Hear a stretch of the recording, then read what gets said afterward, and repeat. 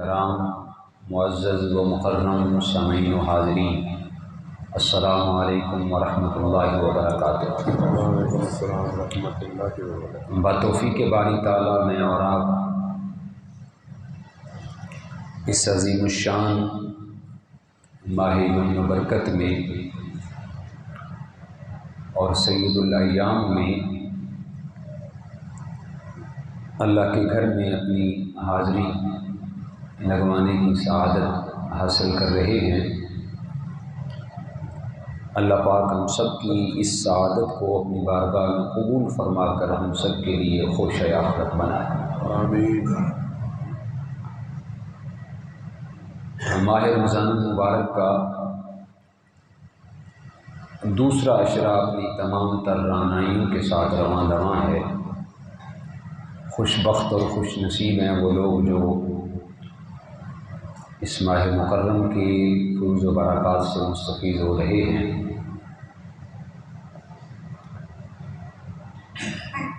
آج کی اس نشست سعید میں غزوہ بدر کے عنوان سے چند معروضات آپ کے گوش گزار کرنی ہیں، جس کو قرآن مجید میں یوم الفرقان کے نام سے بھی یاد کیا گیا، اور آپ جانتے ہیں یہ کفر اور اسلام کا پہلا معرکہ ہے، اور اس پہلے معرکے سے کفار پر اس قدر دھات بیٹھی کہ اہل بدر کے پیغام سے آج تک بھی کفر جو ہے وہ کانپ رہا ہے۔ انسان کی جو زندگی ہے یہ 3 مراحل پر مشتمل ہے۔ یہ جو کفر کانپ رہا ہے آج تک بدر کی للکار سے، اس کے پیچھے جو ریزن ہے وہ ایمان کی ریزن ہے۔ اگر ایمان کے حوالے سے دیکھا جائے تو مسلمان کی زندگی 3 مراحل میں اللہ پاک نے منقسم کی ہے۔ پہلے مرحلے کا نام عالم ارواح ہے، عالم ارواح کی زندگی ہے، اور جو دوسرا مرحلہ ہے وہ دنیاوی زندگی ہے، اور جو تیسرا مرحلہ ہے وہ برزخ اور آخرت کی زندگی ہے۔ عالم ارواح کی زندگی یہ ہے کہ اللہ پاک نے جب سیدنا آدم علیہ السلام کو پیدا کیا تو آپ کی پیشانی میں تمامی کائنات کے انسانوں کی ارواح کو رکھ دیا گیا۔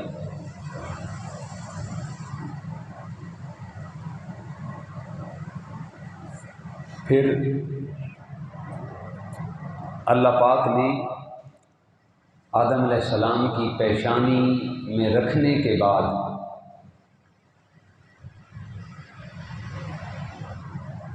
اللہ پاک نے جب شکم مادر کے اندر بچہ آتا ہے تو ٹھیک 120 دنوں تک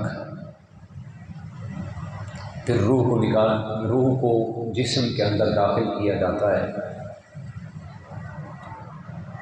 تو آدم علیہ السلام کی روح میں آپ کے پشت میں ارواح کو رکھا گیا، اس سے لے کر شکم مادر میں 4 مہینوں کے روح کے منتقل ہونے تک یہ ساری زندگی جو ہے یہ عالم ارواح کی زندگی کہلاتی ہے۔ 4 مہینوں کے بعد یعنی 120 دن کے بعد جب روح کو جنین کے اندر پھونک دیا جاتا ہے، شکم مادر میں پھونک دیا جاتا ہے، پھر اس کے ساتھ ہی اس کی موت کا وقت بھی مقرر کر دیا جاتا ہے، اور اسی مقررہ ٹائم پر انسان کی موت واقع ہوتی ہے۔ روح کے پھونکے جانے سے لے کر وقت آخر تک یہ جو زندگی ہے اس کو دنیاوی زندگی کہتے ہیں۔ پھر ایک وقت آتا ہے کہ جب روح سے جسم سے روح نکال دی جاتی ہے، اس وقت سے لے کر یہ برزخ کے معاملات سے لے کر قیام قیامت تک یہ انسان کی برزخ اور قیامت کی یعنی اخروی زندگی ہے، جس کا کوئی اختتام نہیں ہے۔ پہلی زندگی کا پھر بھی اختتام ہے، دوسری زندگی کا اختتام ہے، تیسری زندگی کا کوئی اختتام نہیں۔ اگر ان تینوں مراحل پر غور و فکر کیا جائے تو سب سے کم اور سب سے قلیل مدت جس ٹنیور کی بنتی ہے وہ انسان کی دنیاوی زندگی ہے۔ عالم ارواح کی زندگی بھی قلیل نہیں بلکہ طویل ہے، اور عالم برزخ اور آخرت کی زندگی کی تو انتہا ہی نہیں ہے۔ سب سے قلیل تر زندگی جو ہے وہ دنیاوی زندگی ہے۔ پھر اس زندگی کو بہتر بنانے کے لیے، اس کو کامیاب بنانے کے لیے، اس کو سکون والی بنانے کے لیے اللہ پاک نے موت اور حیات کو پیدا کیا، اور اسی سے یعنی موت اور حیات ہی باقی آنے والی زندگی کی بنیاد ہے۔ قرآن مجید کے اندر اللہ نے بیان کیا، الذی خلق الموت والحیات لیبلوکم ایکم احسن عملا، کہ رب وہ ہے جس نے موت اور حیات کو پیدا کیا تاکہ وہ آزمائے کہ کون سا میرا بندہ اچھے عمل کرتا ہے۔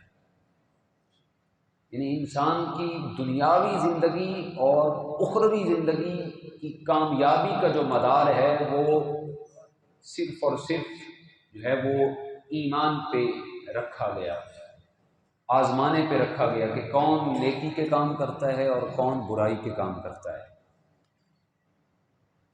اگر انسان اپنی زندگی، دنیاوی زندگی اور اخروی زندگی کا سکون چاہتا ہے، اس کی کامیابی چاہتا ہے، اس کا اطمینان چاہتا ہے، تو وہ فقط ایمان کے ساتھ ملحق ہے۔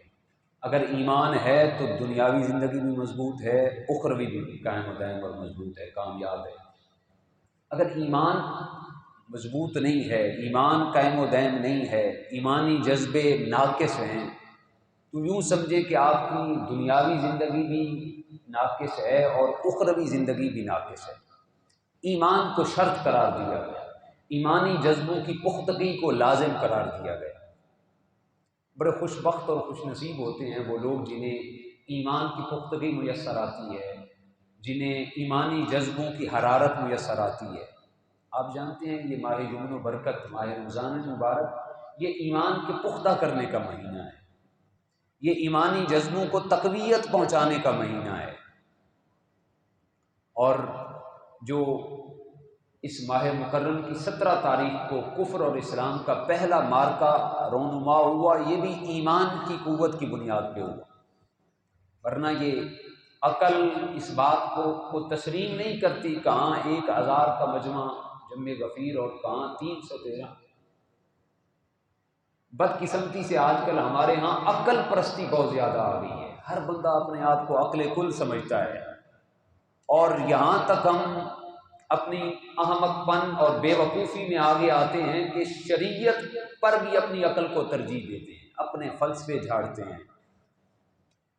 واضح جو صراحت کے ساتھ قرآن و سنت کے اندر حکم موجود ہیں ان کے بھی برخلاف اپنا فلسفہ جھاڑتے ہیں، اپنی عقل کو عقل کل سمجھتے ہیں۔ لیکن یہاں پہ عقل بھی مات کھا گئی۔ عقل تو یہی کہتی ہے کہ 1000 کا مقابلہ 313 نہیں کر سکتے، لیکن یہاں پہ ایمان کی قوت نے واضح کر کے دکھا دیا، اگر ایمانی جذبے مضبوط ہوں، ایمان کی پختگی حاصل ہو، تو پھر 1000 کیا ہے، اگر لاکھوں بھی ہوں تو 313 ان پہ پھر بھی غالب ہو، کامیاب و کامران ہو جاتے ہیں۔ یہ صرف ایمانی جذبے ہیں، ایمانی ارادتیں اور ایمانی قوت ہے جس کی بنیاد پہ اسلام اور مسلمان اور مومن کامیاب و کامران کرتے ہیں۔ ایسی دھاک بیٹھی کفر پہ ایمانی جذبوں کی کہ آج تک بدر کا نام آ جائے تو کافر ہکے کے بکے رہ جاتے ہیں۔ آپ جانتے ہیں کہ حضور علیہ السلام نے 40 سال کے بعد اعلان نبوت کیا، اور پھر 53 برس آپ کی عمر تھی جب آپ نے مکہ کو چھوڑا اور آپ مدینہ تو نور تشریف فرما ہوئے، آپ نے مدینہ کو مسکن بنایا، یعنی 13 سال آپ مکہ میں رہے اعلان نبوت کے بعد، پھر 2 سال آپ مدینہ طیبہ میں رہے، یعنی 15 سال کوئی جنگ نہیں ہوئی۔ ہمارے ہاں جو سب سے بڑا مسئلہ ہے وہ یہ ہے کہ کسی کی خاموشی کو اس کی کمزوری سمجھ لیا جاتا ہے، کافروں نے بے شمار تکالیف دی، 15 سال کے ٹنیور میں بڑی بڑی مشکلات آئیں۔ جو سب سے بڑا مسئلہ پیش آیا وہ یہ تھا کہ نعوذ باللہ معاذ اللہ مسلمانوں کو بزدل سمجھ لیا گیا۔ جو بندہ اپنا دروازہ بند کر لیتا ہے اس کا مطلب یہ ہرگز نہیں ہوتا کہ یہ ہے ہی بزدل، وہ صلح پسند بھی ہو سکتا ہے۔ اور میرے اور آپ کے آقا جان عالم صلی اللہ علیہ وسلم کا یہ اسوہ ہے، آپ نے ہمیشہ صلح کو اہمیت دی، فرمایا والصلح خیر، صلح میں ہی بہتری ہے۔ صلح میں کیا ہے جی؟ بہتری ہے۔ تو آج میں اور آپ بھی اس کو اپنائیں، صلح کے اندر بہتری ہے۔ خدا را اپنے رشتوں کے اندر جو دراڑیں ہیں ختم کر دیں، صلح میں بہتری ہے۔ ہمارے نبی کا اسوہ بھی یہی ہے۔ 15 سال کوئی جنگ نہیں ہوئی، طرح طرح کی تکلیفیں دی گئیں، حتیٰ کہ 15 سال بیت گئے آپ کو مکہ چھوڑے ہوئے، ظالم کافر پھر بھی باز نہیں آتے، مدینہ النور میں آ کر مسلمانوں کو تکلیف دیتے، چوری چکاری کرتے، بدماشی عروج پہ تھی 15 سال۔ لیکن ان کی غلط فہمی تھی، انہوں نے یہ سمجھ لیا لگتا ہے مسلمانوں کے بازو میں اب قوت نہیں، مسلمان تلوار اٹھانا نہیں جانتے۔ ایسا معاملہ تو نہیں تھا، حضور تو صلح پسندی اختیار فرما رہے تھے۔ حضور علیہ السلام تک خبر پہنچی کہ کافروں کا ایک تجارتی قافلہ ملک شام کی طرف گیا ہوا ہے، جس کی سربراہی جب ابو سفیان کر رہے، اس وقت تک ابھی تک آپ اسلام نہیں لائے تھے جناب ابو سفیان۔ اور اس وقت جو کاروبار ہوتا تھا وہ پارٹنرشپ میں ہوا کرتا تھا، یعنی سارے لوگ اپنا سارا مال و متاع ایک آدمی کے سپرد کرتے کہ یہ لے جاؤ، آدھا نفع آپ کا اور آدھا ہمارا۔ یعنی اس گئے گزرے دور میں جاہلیت زدہ زمانے میں بھی جھوٹ کو عیب سمجھا جاتا تھا، کسی کے حق پر نظر نہیں رکھی جاتی تھی، عیب کو عیب سمجھا جاتا تھا۔ آج ہم مسلمان ہیں، کلمہ حضور کا پڑھتے ہیں، جھوٹ بھی بولے جا رہے ہیں، ناپ تول کے اندر بھی کمی کیے جا رہے ہیں۔ وہ جاہل تھے، کافر تھے، پھر بھی وہ کسی کے مال پر نظر نہیں رکھتے تھے، اپنا سارا مال ایک آدمی کے سپرد کرتے، جو نفع آئے گا آدھا آپ کو اور آدھا ہمارا۔ سال میں ایک قافلہ جاتا، صرف ایک قافلہ۔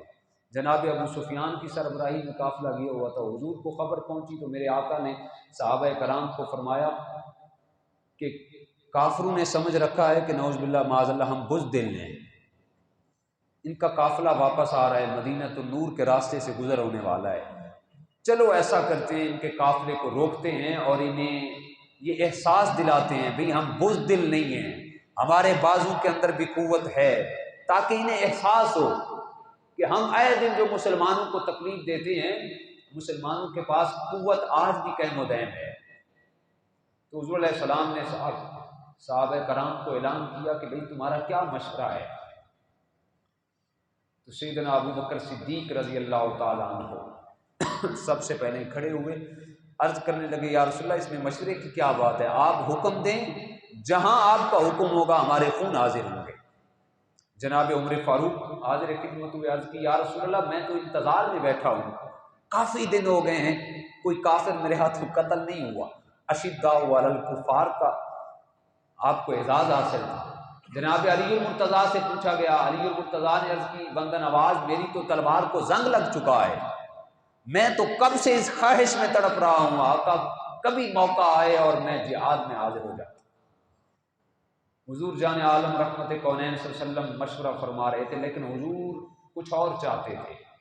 سارے صحابہ اپنے اعزاز اور اپنے معافی ضمیر کو بیان کر رہے تھے، لیکن آقا کسی اور طریقے سے چاہتے تھے۔ حضور تو چاہتے یہ تو سارے وہ ہیں جو میرے ساتھ مکہ سے آئے، حضور چاہتے تھے کہ مدینہ کے لوگ بھی اپنے خواہشات کا اظہار کریں، جو انصاری صحابی ہیں وہ بھی خواہشات کا اظہار کریں۔ تو حضرت مقداد بن اسود رضی اللہ تعالیٰ آپ کھڑے ہوئے اس عالم میں کہ آپ کے پاؤں میں پھٹی ہوئی جوتی تھی، جسم پر کپڑے بھی پورے نہیں تھے، اس قدر معاشی تنگی تھی۔ کھڑے ہوئے عرض کرنے لگے یا رسول اللہ آپ کے دل کی خواہش اور آرزو یہ ہے کہ انصار میں سے کوئی اپنی خواہش کا اظہار کرے۔ یا رسول اللہ میں سارے انصار کی نمائندگی کرتے ہوئے عرض کرتا ہوں یا رسول اللہ ہم قوم موسیٰ نہیں ہیں جو من سلوا کھا کر ٹھنڈے اور میٹھے چشموں سے پانی پی کر، بادلوں کے سیبان کے نیچے وقت گزار کے، پھر بھی کہے اے موسیٰ اگر جہاد کرنا ہے تو آپ اور آپ کا خدا جا کے جہاد کرے، ہم جہاد کرنے والے نہیں ہیں۔ یا رسول اللہ ہم قوم موسیٰ نہیں ہیں، ہم آپ کے غلام ہیں۔ یا رسول اللہ ہمیں مال نہیں چاہیے، ہمیں کھجوریں نہیں چاہیے، ہمیں راشن نہیں چاہیے، ہمیں کچھ بھی نہیں چاہیے۔ آقا ہمیں صرف اور صرف چاہیے تو موت چاہیے، اور وہ بھی آپ کے قدموں میں چاہیے۔ غلامان محمد جان دینے سے نہیں ڈرتے، غلامان محمد جان دینے سے نہیں ڈرتے، یہ سر رہ جائے یا بچ جائے یہ کوئی کچھ پرواہ نہیں کرتے۔ نبی کا حکم ہو تو ہم پھاند جائیں سمندر میں، جہاں کو محو کر دیں نعرہ اللہ اکبر میں۔ عرض کی آقا آپ حکم فرمائیں، ہم خشکی میں بھی لڑنے کے لیے تیار ہیں، ہم بحری میں بھی لڑنے کے لیے تیار ہیں۔ آقا یہ خشکی کیا چیز ہے، آپ کا حکم ہو تو ہم اپنے گھوڑے بھی سمندروں کی تہہ میں ڈال دیں گے۔ حضور علیہ السلام خوش ہوئے۔ حضور علیہ السلام نے فرمایا پھر صحابہ ہمیں چلنا چاہیے۔ ادھر ابو سفیان تک بات پہنچی کہ مسلمانوں کو پتہ چل چکا ہے، وہ مسلمان تو قافلے کا راستہ روکنے کے لیے آنے والے ہیں۔ تو ابو سفیان نے فوراً ایک نمائندہ مکہ بھیجا، جاؤ مکہ والوں کو بتا کے آؤ تمہارے قافلے کو خطرہ لاحق ہے، مسلمان قبضہ کرنے کے در پہ ہیں۔ اور ابو سفیان بڑے چست اور چلاک آدمی تھے، انہوں نے فوراً راستہ تبدیل کیا۔ ادھر سے ایک نوجوان مکہ میں بھاگ کے گیا، اپنے کانوں سے خون نکالتے ہوئے اس نے اپنے اونٹ کے کان تک کاٹ دیے، اور دوڑتے ہوئے شور مچاتے ہوئے پہنچا، اے عالیان مکہ دوڑو، مسلمانوں نے ہمارے قافلے کو لوٹ لیا ہے۔ وہ تو پہلے ہی اس طاق میں بیٹھے تھے، وہ تو مسلمانوں کو پہلے ہی کمزور سمجھتے تھے، نعوذ باللہ معاذ اللہ۔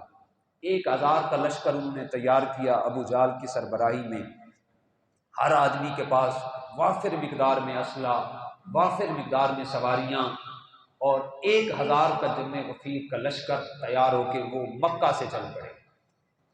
ابو سفیان بچتے بچاتے ہوئے راستہ تبدیل کر کے ایک ایسی جگہ پہ جا پہنچا جہاں پہ اس کو کوئی خطرہ لاحق نہیں تھا۔ اس نے پھر ایک نمائندہ بھیجا کہ جاؤ جا کر ان کو بتا کے آؤ مکہ والوں کو کہ اب میرا قافلہ محفوظ ہو چکا ہے، لہٰذا تمہیں آگے آنے کی ضرورت نہیں ہے، واپس چلے جاؤ۔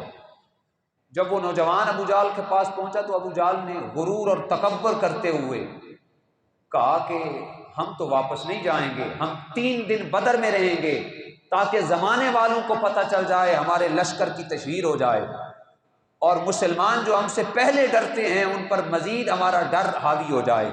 ہم 3 دن وہاں پہ رہیں گے، ناچ گانا کریں گے، شراب کی مستی کریں گے، رقص اور سرور کی محفلیں برپا کریں گے، 3 دن ہم بدر میں رہیں گے، ہم پیچھے ہٹنے والے نہیں ہیں۔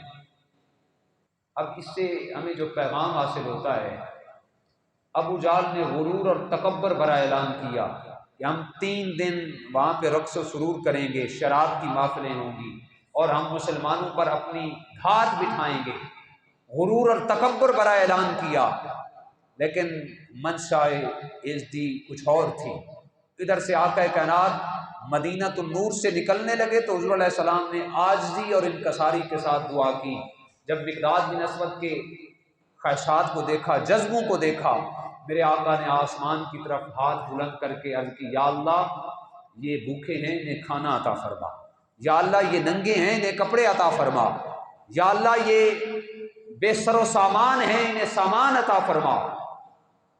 اجابت کا سہرا عنایت کا جوڑا، دلہن بن کے نکلی دعائے محمد۔ مصطفیٰ جان عالم کی زبان ناز سے دعا نکلنے کی دیر تھی، اللہ نے دعا قبول فرمائی۔ فوراً فرستادہ خدا قرآن مجید کی آیت لے کے حاضر ہوئے، استستغیثون ربکم فاستجاب لکم انی ممدکم بألف من الملائکہ۔ اے حبیب جب آپ نے ندا کی اپنے رب کو تو آپ کے رب نے آپ کی دعا کو قبول کر لیا۔ فرمایا حبیب آپ پریشان نہ ہوں، ہم لگاتار آنے والے فرشتوں کے ساتھ آپ کی مدد کریں گے۔ حضور علیہ السلام نے فرمایا صحابہ اب رخت سفر باندھ لو، اور تمہیں مبارک ہو، خوشخبری ہو، میرے اللہ نے میری دعا کو قبول کر لیا ہے۔ جانا بدر میں تمہارا کام ہے، مدد کرنا رب محمد کا کام ہے۔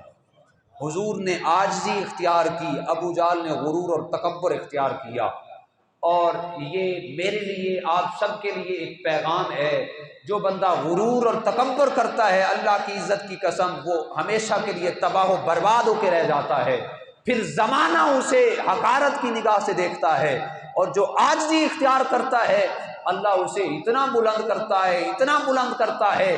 تھے تو وہ 313، لیکن آج بھی کفر کے سامنے بدر کا نام آ جائے تو کفر کانپ کے رہ جاتا ہے، کفر کانپتا ہے، اس لیے کہ عاجزی سے عزتیں ملتی ہیں، غرور سے انسان تباہ و برباد ہو جاتا ہے۔ حضور نے رخت سفر باندھا، حضور علیہ السلام نے جب سواریوں کا اہتمام کیا تو ٹوٹل 70 اونٹ تھے حضور علیہ السلام کے لشکر میں، 70 اونٹ، 2 گھوڑے، 6 نیزے اور 8 تلواریں، یہ سامان تھا۔ جب تیاری شروع ہونے لگی تو بڑوں کے جذبے اللہ اکبر، چھوٹے بچے نہیں سنبھالے جا رہے تھے۔ آج بدقسمتی سے ہم نے اپنی نوجوان نسل کو دین سے دور رکھا ہوا ہے، اس کی وجہ یہ ہے کہ ہم خود دور ہیں۔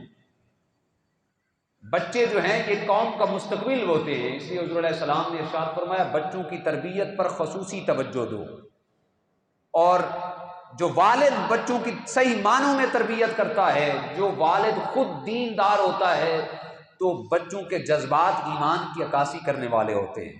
جو بیچارہ والد خود بھی دینداری سے دور ہے، ایمان کے تقاضوں سے پہ پورا نہیں اترنے والا، تو اولاد کے اندر بھی وہی اثرات مرتب ہوتے ہیں۔ تو خدایا یہ بچے ہمارا سرمایہ ہیں، ان پر توجہ دیں، ان پر اپنا فوکس رکھیں۔ تو بڑوں کے جذبے تو سبحان اللہ، چھوٹے بچوں کے جذبے نہیں سنبھالے جا رہے تھے۔ حضرت شیخ محقق نے لکھا 2 بچے حضور کی بارگاہ میں حاضر ہوئے، آقا ہم بھی جہاد میں جانے کے لیے تیار ہیں، 13 سال کی عمر اور ایک کی 15 سال کی عمر۔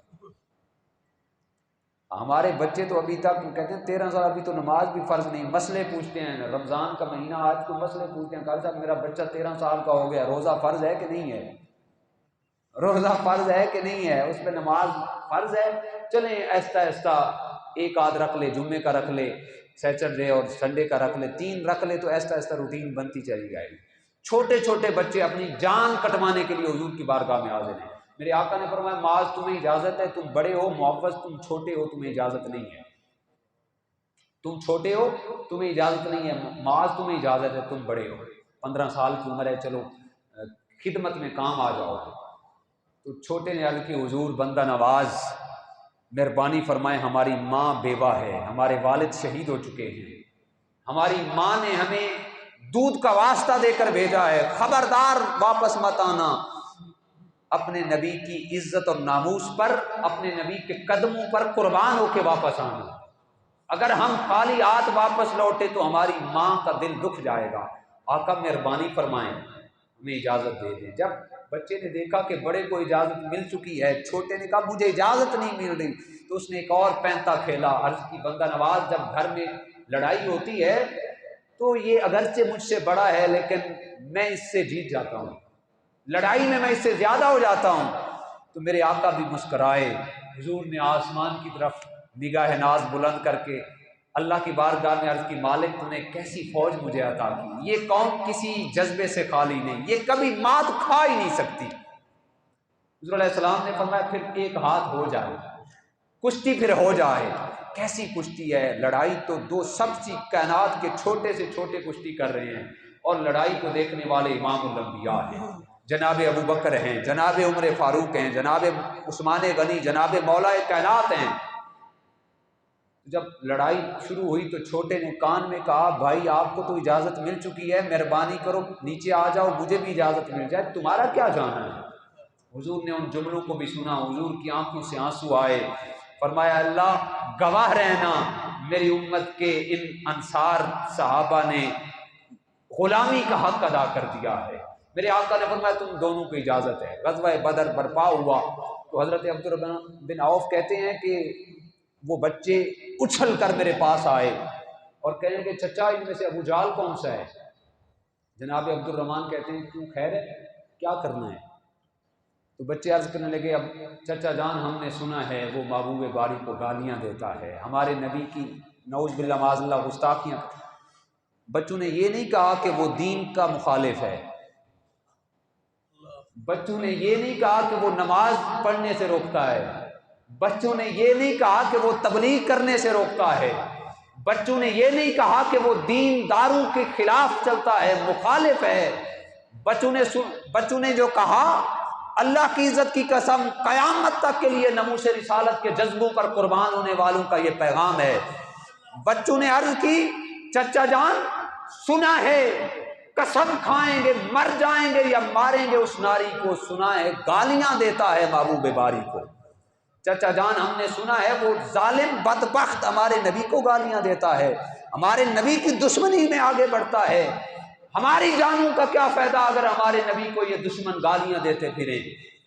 قسم کھاتے ہیں مر جائیں گے یا ماریں گے، اگر مار نہ سکے تو ہم قسم کھا کے کہتے ہیں چچا ہمارا جینا کسی کام کا نہیں ہے۔